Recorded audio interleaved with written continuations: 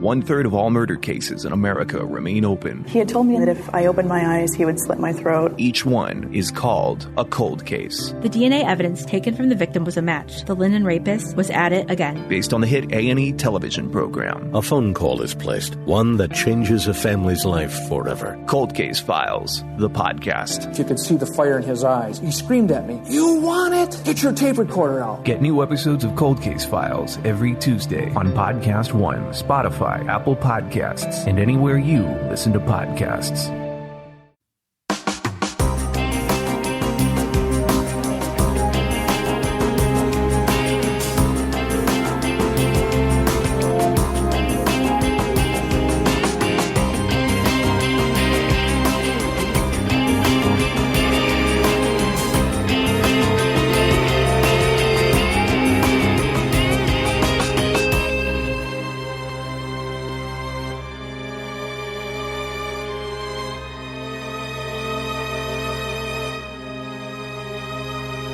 Hello, everyone, and welcome to episode 247 of the True Crime All the Time Unsolved podcast. I'm Mike Ferguson, and with me, as always, is my partner in true crime, Mike Gibson. Gibby, how are you? I'm doing well, man. And you? I am doing fantastically. Fantastically? Is that right? I don't know if I'm using that word correctly, but no, I'm doing great. That's well. My family just got back from a weekend girls trip in Chicago. They had a lot of fun. Yeah, that's good. I stayed behind working. Well, it was a girls' trip, so... Yeah, that's a good point. Yeah. But they had a lot of fun. I'm glad they're back, though I missed them.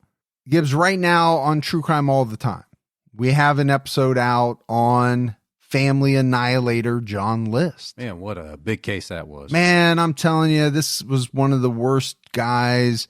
Just what he did to his family, he did the unthinkable. Yeah, he was very cold. Yeah, and I think the reasons behind it, the reasons he gave for it, are really kind of what blows everyone away about this case. But it's out there right now. Make sure you check that out. Let's do our shout outs. For Patreon, we had Charlotte Beaumont. Hey, Beaumont. Bethany R. LaLoge. Well, what's going on, LaLoge? Alana Abel. Hey, Atlanta. Peggy. What's going on, Peggy? Lucas Hall. Hey, thanks, Lucas. Debbie Turner. What's going on, Debbie? Wanye West. Well, thank you, West. Hattie Jordan. Well, how you doing, Hattie? Star Allen. Appreciate that, Star. Rachel Flanagan. Hey, Flanagan. Jessica Vanek. Vanek. Amy Pegram. Well, thank you, Pegram. Anthony Valentin. Wanted to say thank you, Pilgrim. Well, you can if you want to. Yeah. Well, thank you, Valentin. Mary Evans. Hey, Mary. Lindsay Showers. Well, thank you, Showers. Kaylee. Well, what's going on, Kaylee? Angel Baker. Hey, Angel. And last but not least, Jordan Pullins. Well, thank you, Jordan. And then if we go back into the vault, Gibbs, this week we selected Barrett Nilsson. How's it going, Barrett? So we appreciate all that support on Patreon. For PayPal, we had donations from Judy Larson. Hi, Judy. Heather Allen. Thank you, Heather. And Geraldine Jensen. Oh, man, look at that. Geraldine. So thanks to everyone. All right, buddy, are you ready to get into this episode of True Crime All the Time Unsolved?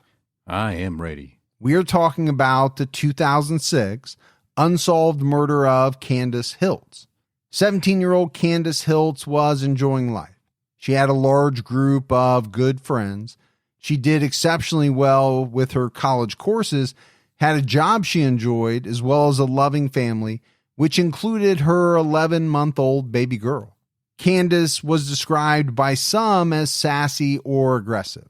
But Candace was on the side of the underdog, and she wouldn't hesitate to step in if she thought that the underdog was receiving poor treatment. She wouldn't tolerate bullies, especially where her disabled brother was concerned, and this worked well for Candace. She really believed, Gibbs, that she was making a difference in the world. Hey, you know what? The world needs more people like that. Yeah, when you hear somebody described as sassy, okay, that might bring up a certain connotation. The word aggressive might bring up a different connotation. I kind of took it as she just wasn't going to put up with any BS. Yeah. And she was going to look out for the underdog. And I think you're right. We need more people in the world like that who are not afraid to stand up to the bullies of the world. Speak your mind. As reported by Kirk Mitchell of the Denver Post, on August 10th, 2006, Lieutenant Robert Dodd, a Fremont County deputy, drove up to the Hiltz's home in Copper Gulch, Colorado, to question Dolores Hiltz's son, James, about a trespassing and robbery complaint that had been made. One of the Hiltz's neighbors reported that someone had broken into their home and stolen some tools, including several hatchets.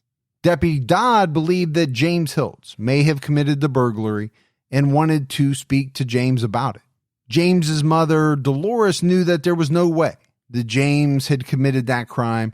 She explained to Deputy Dodd that James suffered from severe social anxiety and other mental health disorders. His symptoms were so severe that he couldn't tolerate living in the family home. So he stayed in a small outbuilding behind the family home and isolated himself from everyone. She said there was no way that James could tolerate entering another person's home when he was nearly unable to be in his own family's home. But despite this explanation from Dolores, Dodd continued to assert that James was a suspect in the robbery, and he insisted on questioning him. 17-year-old Candace, James's sister, stood near a window and listened to that conversation. She became upset at the tone the deputy used with her mother and the things that he said about her brother. We talked about it, Gibbs. Candace was not the type of person to tolerate bullies, especially those who picked on her loved ones. So she's not going to be quiet about this. No, and she wasn't. I think at a certain point, she just couldn't take it anymore, what was being said, and she shouted at the deputy. Well, let's face it. Deputies, police officers, law enforcement in general, they're not real keen on that. No. And this deputy wasn't either. He threatened to arrest Candace, but she was defiant. She held out her hands and she told him that she had witnessed him accepting envelopes from drug dealers in town. Well, that's not going to go over well either. No, I think it enraged Deputy Dodd even more, and he stormed out of the Hiltz home. Later, Dolores said Candace had a lot of spunk, and she really showed it that day. It is a lot of spunk. It is. You could say, is it a good idea to, go at the police like that? Well, maybe not. Yeah.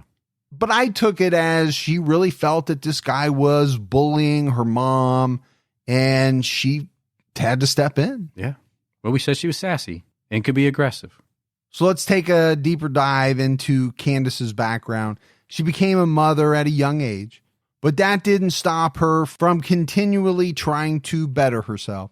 Her daughter was born with spina bifida, and Candace wanted to spend as much time with her as she could. Candace was a giftedly intelligent child who skipped several grades in school. Gibbs, at the age of 17, she was about to graduate from Brigham Young University, where she participated in an online program so she could be with her daughter, and she planned to attend Stanford Law School after that. That's really impressive. I mean, this is Doogie Howser-like stuff here. I know he probably went when he was 14, but, at 17 years old, to be wrapping up 4 years of college? That's really impressive. Yeah. And then, the plan to go on to Stanford Law School, okay, very ambitious. Candace had a dream to serve as a justice on the Supreme Court one day. So no doubt she was a very bright student. She also had a very large group of friends. She cared about others. And we mentioned it, right? She had a special place in her heart for the underdog, those people who were unpopular, those people who were marginalized. And I think it was obvious that she learned much of this by watching what her disabled brother James and her daughter endured on a daily basis. No doubt Candace was not shy about speaking her mind. She held some pretty strong opinions, and she was not shy in expressing them. And I think that benefited her through life. It certainly can. Now, sometimes it can backfire on you as well. But, one of the things that I've talked with my daughters about over and over is, number one, you have to go after the things that you want. Yeah. And you have to make your intentions known. You have to tell people what you want. People just aren't going to hand you things. No, never. If you want something, you got to say, I want this and I'm going to work hard to get it. And those are things that, I've tried to teach them. Now, openly speaking your mind about certain things can backfire. There's no doubt. Even more so, I think, in today's times, depending on what side of certain issues you fall on. That's very true. You're going to get some backlash at times. But you have to admire somebody that is willing to put how they feel out there. And live with the consequences. Yes. Yeah, I agree with you. You do have to admire those people because they know maybe what they're saying is not going to be popular with this group or that group, but it's what they believe. And they're willing to say what they have to say, even knowing that there's the possibility they're going to face some backlash. Yeah, but they're probably sleeping okay at night. According to the Denver Post, 3 days after the confrontation with Deputy Dodd, the Hiltzes found their dog murdered in the woods behind their home. He had been tied to a tree with a blood-stained rope and killed with an axe. So how would you take that? You come home, you can't find your dog, you wander out in the woods, and you find him tied to a tree, murdered? Well, I think, first of all, you're heartbroken. Sure. Anytime you lose a beloved pet, it breaks your heart. But to find that your pet has been murdered, I think that's something completely different. And given what had happened just 3 days prior, doesn't it have to enter your mind that maybe there's a correlation there, there's some type of connection, something? Yeah, I think you have to ask that question. 2 days after that gruesome event, on August 15th, 2006, Dolores Hiltz left her home at around noon to run some errands, and she returned around 3:30 p.m.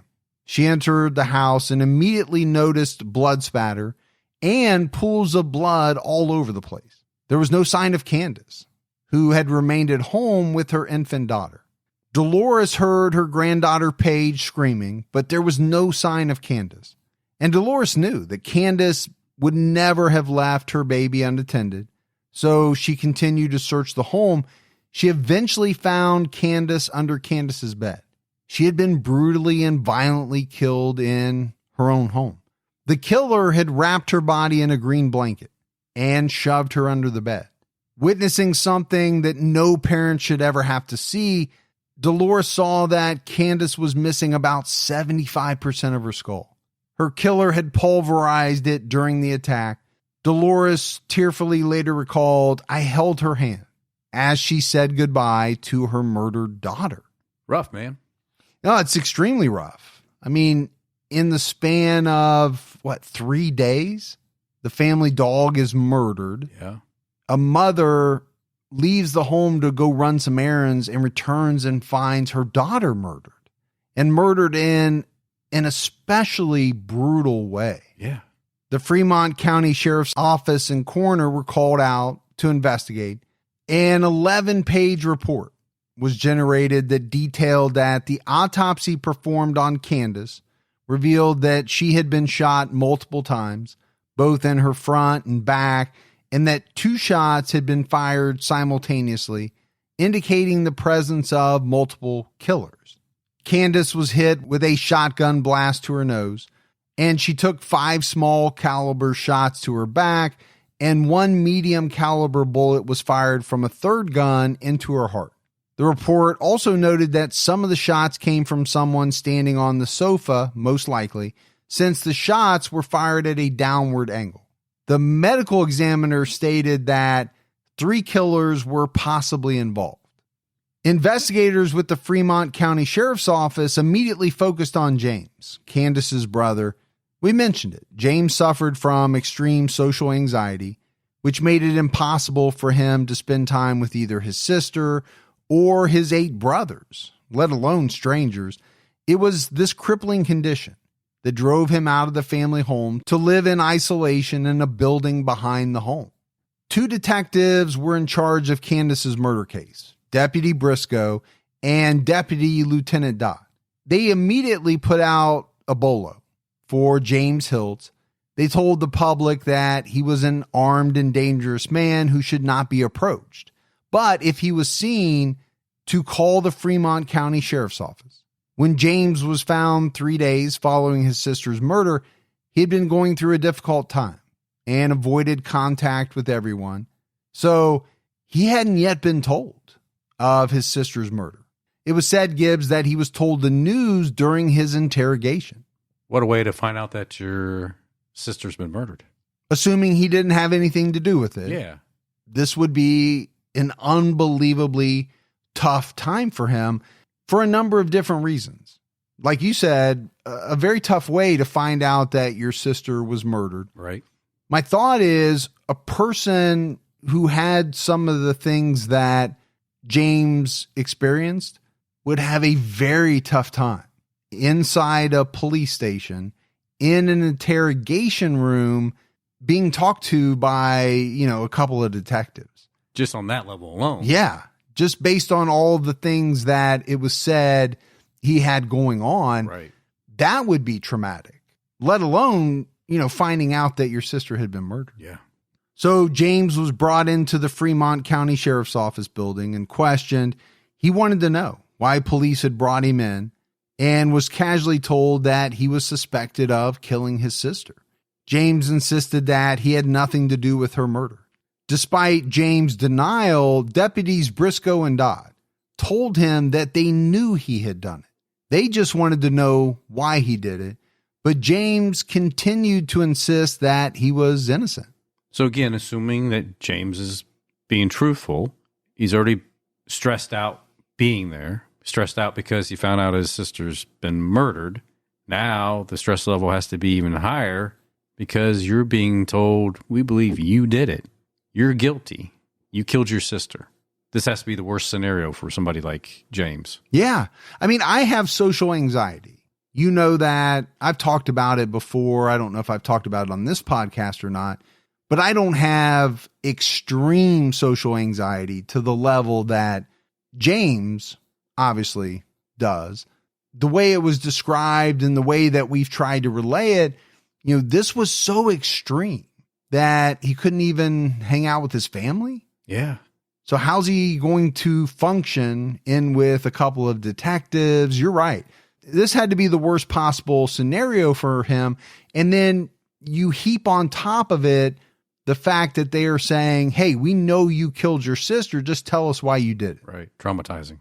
All right, Gibbs, let's take a quick break to talk about best fiends. One thing that's very important is to take some of those little moments for yourself. You and I spend a lot of time writing, researching, editing, doing all the things that it takes to put this podcast out. Sometimes you just have to unplug a little bit. And when I have those moments, one of the things I love to do is pick up my phone and play Best Fiends. I'm over level 300 now. I've been playing it for a little while, and sometimes I even find it hard to put it down. Best Fiends is a mobile puzzle game that anyone can download and play, whether you have just a few minutes or you have a few hours. Best Fiends is the perfect puzzle game to lose yourself in because you're going to be having so much fun. The game features tons of cute characters that help you solve thousands of fun puzzles. And the more you play, the more characters you collect. And the more you win, the more challenges you face. And Best Fiends is great about adding new characters and puzzles all the time. There are also tons of fun events where you can win huge rewards in game. With thousands of levels, you literally can play as long as you want and never get bored. Trust me on that. So download Best Fiends free today on the App Store or Google Play. That's friends without the R, Best Fiends. True Crime All the Time Unsolved is brought to you by Progressive. What's one thing you'd purchase if you had a little bit of extra savings? Maybe a weighted blanket, a smart speaker, a new watch, maybe that new self-care trend that you keep hearing about. Well,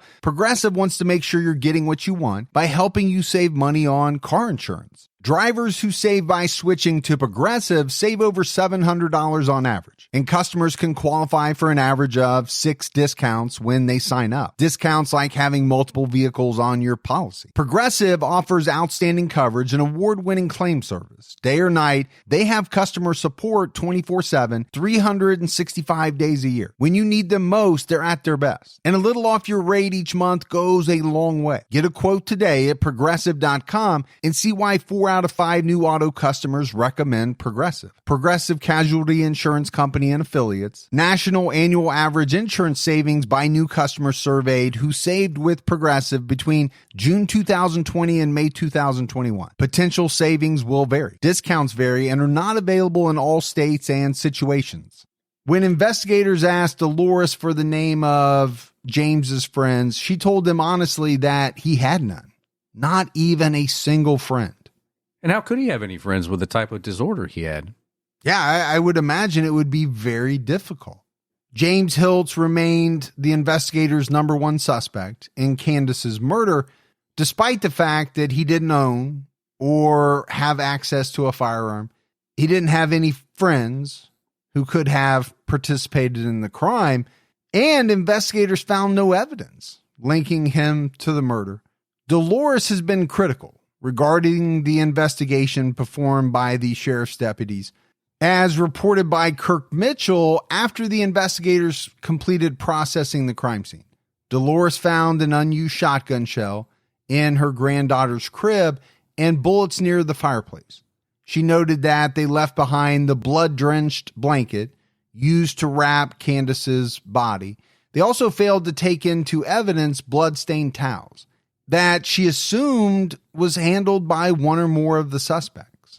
And I think this assumption, Gibbs, comes from Dolores saying that she left a pile of laundered towels on top of the dryer, and those towels were handled, at least she believes they were, by at least one of the killers in the home that day to clean himself off.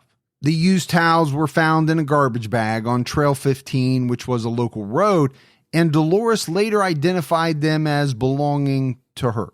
Subsequent DNA testing of the towels showed that it belonged to an unknown male and did not come from anyone in the family. However, despite this evidence, James Hiltz is the only person known to be investigated as a suspect in the murder. So, Gibbs, we've got a lot going on here. You know, Dolores saying that she found a shotgun shell, bullets near the fireplace, authorities left behind this blood-drenched blanket. Okay, if that's true, that's pretty shoddy police work. You'd have to say that. Yeah. I mean, it's hard not to think that at the very least there might be some evidentiary value to some of those things. I would think you would want all those items. As reported by Kirk Mitchell, Hiltz family relatives later found Candace's shirt outside the house, stained liberally with her blood. Dolores explained that the crime scene was left unsecured for 3 days when FCSO investigators failed to use crime scene tape and that they left the house unlocked during this period of time. Well, if this is all true, they did a really bad job with the investigation, if it's true. Yeah, I mean, we're only stating what was reported to Kirk Mitchell and then what he reported, right? That's all we can do. Right.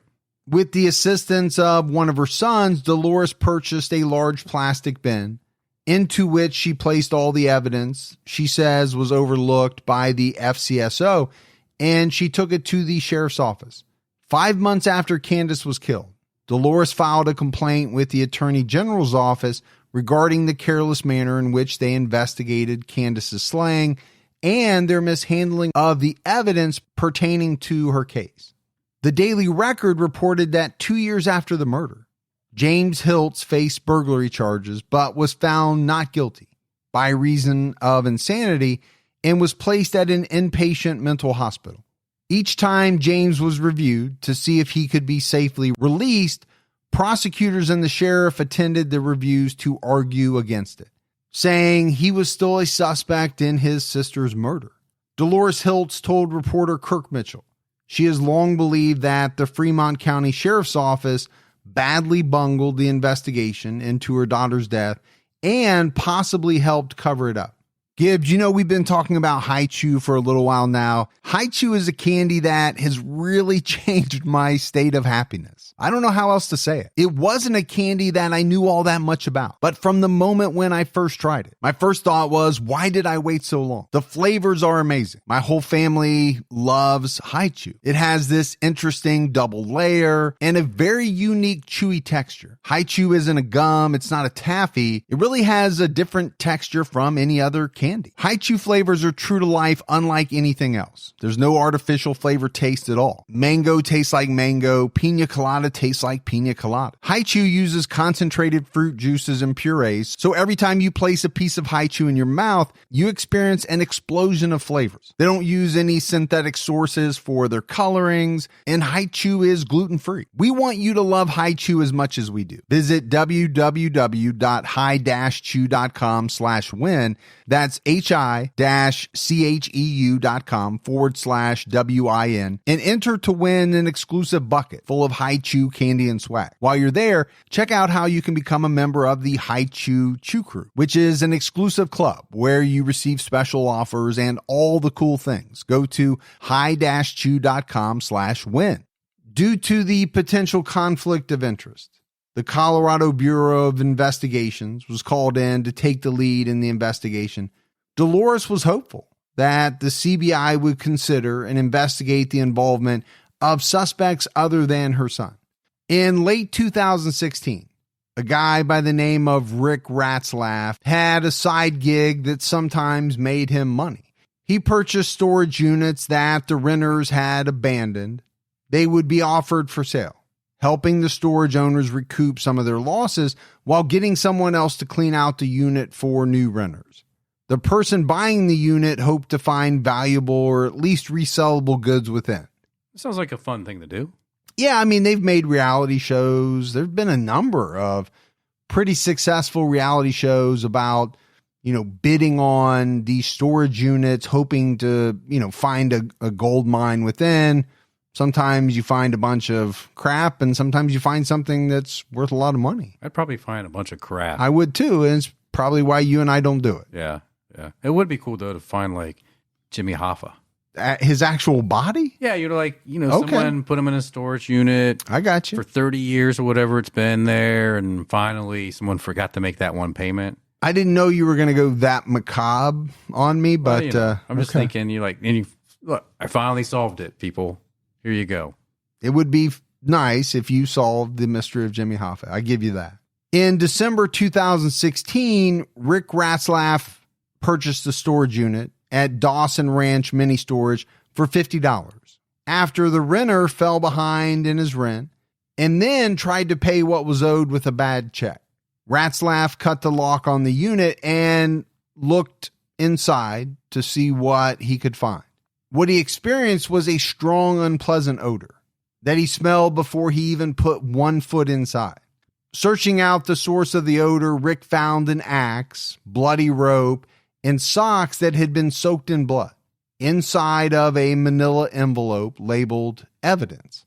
According to Kirk Mitchell at the Denver Post, Rick Ratzlaff, as he went through the contents of the storage unit, also found stacks of red and blue police lights, several brown sheriff's uniforms, some bearing Robert Dodd's name, and boxes of court documents, in addition to the blood-soaked items.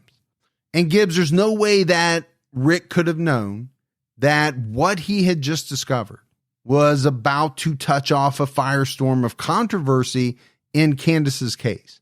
After he notified the Freemont County Sheriff of his find and an investigation was conducted to determine who owned the unit, it was soon discovered that the owner was none other than Deputy Lieutenant Robert Dodd. And it was also discovered that the blood-soaked evidence came from the murder scene of Candace Hiltz. Well, and I believe some people thought maybe the rope and the axe might have been from when the family dog was murdered. This evidence apparently had been stored in the basement of the sheriff's office at one point before being moved to this personal storage unit. But the big question, Gibbs, everyone was asking was, why would Dodd store evidence in his personal storage unit? Yeah, we've done several cases where we've had this issue with evidence being moved, or being destroyed because of the place their house either gets flooded or gets destroyed or someone decides to throw it out. But why would a deputy feel the need to take it from the evidence room in a basement and put it in his own personal storage unit? Yeah, it's kind of hard to figure out why there would be the need to do something like that. Dolores told the paper that the evidence found hidden away in Dodd's storage unit meant that she no longer had to fear that her son was going to be framed for Candace's death. I know for all that time, Gibbs, she was so worried that her son James was going to be charged and maybe even convicted for Candace's murder. She said they saw him as an easy target because of his fragile emotional state and because he lived in an outbuilding in the woods due to his extreme phobia of other people. Something that would enrage his sister if she had been alive to learn of it. Yeah, I mean, it's 10 years, right? 10 years that they had to go through this. Well, with that kind of hanging over everyone's head, right? He's the prime suspect. Are they going to charge him? Is it just a matter of time? That's a lot of stress on a family. Sure, yeah. The discovery of the storage unit made its way back to Dodd. And according to Kirk Mitchell at the Denver Post, this prompted some of Dodd's family members to contact Ratzlaff to try to buy back the contents of the storage unit from him. But Ratzlaff declined their offers. Ratzlaff told reporter Kirk Mitchell that he called Sheriff Biker to come down to the unit regarding the evidence that he had found. Ratzlaff recorded this interaction to have a record of what was said. Biker confronted him at the storage unit and warned him to keep quiet about the items found, then warned him that his life could be in danger. As Biker looked around the storage unit, Ratzlaff said that Biker pointed to a backpack and said it was also linked to the Hiltz murder case. He told Ratzlaff to open it, and inside was Candace's blood-stained shirt. So what I find weird is that when the sheriff gets there, he points out that backpack and has Ratzlaff open it up, and that bloody shirt's in there. It's evidence. Why would you want anybody to touch evidence? Well, not to mention the fact that he said, hey, keep quiet, don't tell anybody about this stuff, and warned him that his life could be in danger. Why would his life be in danger? Yeah, for trying to do the right thing. We talked about the 11-page autopsy report earlier. It states that 2 or possibly even 3 individuals were involved in causing Candace's death. An article written by Sarah Matot for the Daily Record highlights several errors contained in the official 11-page report in a section labeled Scene Investigation. The report states that Candace's boyfriend, who was not identified by name in the report, was the one to discover her body in the Hiltz home, which Dolores claims is untrue because it was her who found her daughter underneath the bed. Dolores further explained to the reporter that the son of one of her friends was at the house before Dolores left to run errands, but he was not Candace's boyfriend. The report also stated that Candace's boyfriend entered the home to find baby Paige screaming. So he took her out of the home and handed the baby to his wife. Her friend's son did not remove Paige from the home and is not married. The Daily Record article also mentions additional details from the autopsy that the Hiltz family believes are incorrect. One is that the report states that 3 different caliber bullets were used in the slaying. Dolores believes only 2 different calibers were used, including a shotgun and a .22. Dolores believes that 2 people were involved in her daughter's murder, and that one of them was standing on a love seat in the room, which caused some of the shotgun pellets to be angled sharply downward as described in the report. And Gibbs, we mentioned earlier when talking about the autopsy that it included a sentence about 2 shots being fired simultaneously, which they said indicated the presence of multiple killers. That really stuck out at me. I don't know how that determination could be made. Now, I'm no expert, so maybe somebody will, correct me. I just don't know how someone could determine that shots were fired simultaneously in an autopsy later on. Yeah. If you weren't there to witness anything, how would you determine that? Yeah, I don't get it. Now, initially, Deputy Lieutenant Dodd with the FCSO was placed on paid administrative leave while the CBI investigated his hiding of crime scene evidence in his storage unit. He later retired and left the FCSO rather than face being officially fired from his position with the sheriff's office. Dodd then moved out of state. On June 28, 2018, after being found guilty of 3 offenses, Dodd was sentenced to 180 days and given credit for 165 days, so he only had to do 15 days in jail, and he was ordered to pay $1,400 in fines. That sounds like a bunch of BS. Well, I know the Hiltz family was disappointed at what they considered a very light sentence. They told that to news station KOAA5. They were hoping that Dodd would receive a much longer jail sentence. The judge gave him a 91% reduction on his sentence, but really didn't give an explanation for the reasons behind his decision. Dodd's attorney then asked the court to allow Dodd to serve his sentence at home, but the court denied this.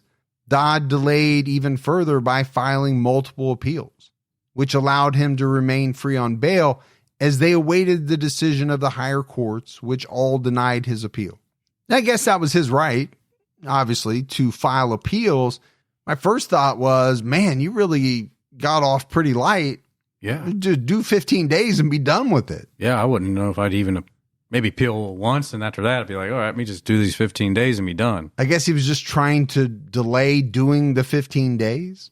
As reported by Rick Salinger for CBS News 4, in a court hearing at the conclusion of the CBI's investigation, Dodd was convicted on 3 of the 4 charges brought against him for mishandling evidence, including abuse of public records and 2 counts of official misconduct.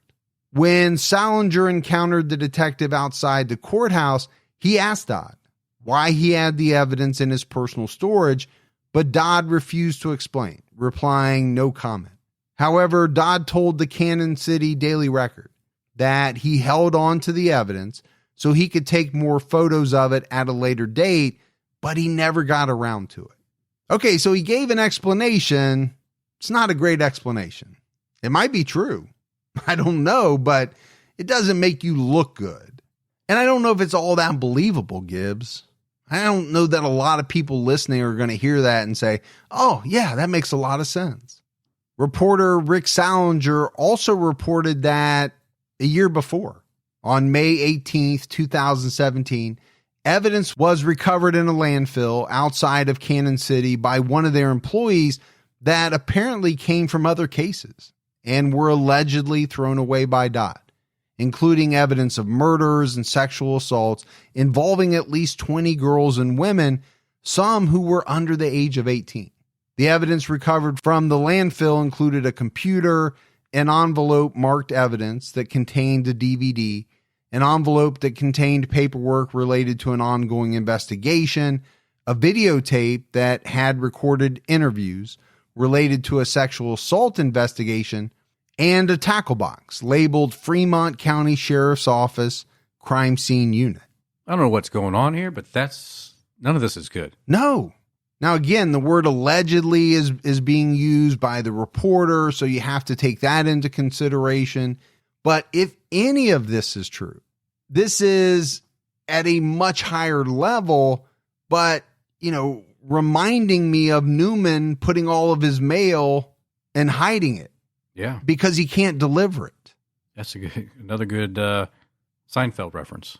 But here we're talking about investigations into murders, sexual assaults. I mean, this is horrible stuff. Yeah. We're talking about people's lives. So this employee went to his boss, asked him what he should do, how he should proceed. His boss told him not to get involved and told him just put the items back in the landfill. But the employee instead went to see Rick Ratzlaff, who put him in touch with the CBI agent handling the investigation into Dodd's conduct regarding the storage unit. An investigation by the CBI into these events was launched soon after the evidence was recovered. According to the Daily Record, the Hiltz murder investigation led to a 2017 campaign to remove Sheriff Biker from office, while 11 other sheriff's officers were placed on administrative leave for charges ranging from child abuse to routine procedural mistakes. A group called the Fremont Freedom Fighters tried but failed to get Biker removed from his position as sheriff. But Biker did not seek re-election for a fifth term. I'm guessing because he wouldn't have been reelected. Well, it might have been pretty tough with all the negative press. The Hiltz family has started a foundation to raise funds to hire a private investigator to try to solve Candace's murder. Donations can be made at any branch of Pueblo Bank and Trust. Dolores Hiltz believes that is the only way the murder of her daughter will be solved. And she might be right about that, Gibbs. You know, if all of these things are correct that have been uncovered, right? The mishandling of evidence, we know some of it is. We don't know, we couldn't find what the CBI's investigation into the evidence that was found in the landfill resulted in. We just couldn't find it anywhere. I think it's kind of tough to have faith that the FCSO is going to do much of anything regarding the investigation of Candace's murder. I mean, at least from the perspective of the Hiltz family, what else can they believe? You can only believe what you've seen up to this point, and what you have seen up to this point is not good. Well, it doesn't inspire a lot of public trust, right? You definitely have to say that. Candace Hiltz's 2006 murder remains open, but is a cold case. And really, you know, when you think about it, if it wasn't for the fluke purchase of a storage unit, this case might have had a much different ending. Right now, it's an open cold case. But without the revelations from that storage unit, it's very possible that James Hiltz could have been railroaded into prison for the murder of his sister. It's very true. I don't think that's outside of the realm of possibility at all. No, I think it was being pushed that way for sure. And there are so many unanswered questions in this case. I mean, I think most of them center around the actions of Robert Dodd. You know, we know that he hid some evidence in this storage unit. He said it was there so that he could take pictures of it later, and then he just never got around to it. There are definitely some much more sinister scenarios that you see floated online. For sure. You know, some people question whether, you know, he actually was involved in Candace's murder to keep her from revealing what she knew about him accepting money from drug dealers. Some people have claimed that he enlisted the help of drug dealers to silence Candace. Well, that's true, right? If it was brought out that he was helping these drug dealers, that would be a backlash both on him and the drug dealers, right? Nobody would want that. Yeah, and maybe they would have a reason to want to silence her. I won't go as far as to say that I think he was involved in her murder. I'll definitely say that it doesn't appear as though he was a very good police officer. No. I mean, I think that's self-explanatory when you've got all this critical crime scene evidence that is just locked up in your personal storage locker that you're not even paying on the rent on. You don't know what's going to happen to it. I think the other thing that's apparent is that his actions have made it very tough to think that prosecutors would be able to get a conviction against someone in the future. And I think that maybe that's something that not a lot of people talk about. A defense attorney is going to have plenty. Oh, they're going to have a field day with that. If it ever came around, they're going to be like, there's no way you can get a conviction on this person. Right. When you think about evidence and chain of custody and all of that stuff, a good defense attorney is probably going to be able to get the DNA thrown out, a lot of that stuff. Even if it would ultimately prove their client was guilty, it may not be allowed to be introduced. Yeah. All because of the actions of this one police officer. Very careless. I think for me, one of the biggest questions is why? Why was Candace Hiltz murdered? And why did Robert Dodd do the things that he did? And are they connected? Because a lot of people believe that they are. And that's clear. When you look online, right, a lot of people think that he's involved in some way other than just being a careless law enforcement officer. Right. A look at the CBI's website for cold cases shows that Candace Hiltz murder is not included. And I think that's hard for a lot of people to understand. Why is it not on there as a cold case? As we wrap up this case, Gibbs, I think the one thing that is certain is Candace Hiltz deserves better. She deserves justice. The Hiltz family deserves justice. So many wrongs occurred in this case that, many people would love to see something right happen for the family and for Candace. Something very sad is that Candace's daughter passed away at the age of 7. That was obviously also very tough on the family, but the family has stated that they'll never give up on finding Candace's killer. And I hope they do. I really do. Again, like you stated, it's so tragic that the investigative efforts were lacking. Yeah, I don't think there's any way that you can say they weren't. If you happen to have any information regarding the murder of Candace Hiltz, you're encouraged to contact Crime Stoppers at 1-800-222-TIPS. There may be a cash reward for information leading to a break in the case. That's it, Gibbs, for our episode on the unsolved murder of Candace Hiltz. We got some voicemails. You want to check those out? Let's hear them. Hi, this is Victoria from Pennsylvania, the Keystone State. I just recently started listening to your podcast, and it keeps me company during my lonely hours of cleaning house after house.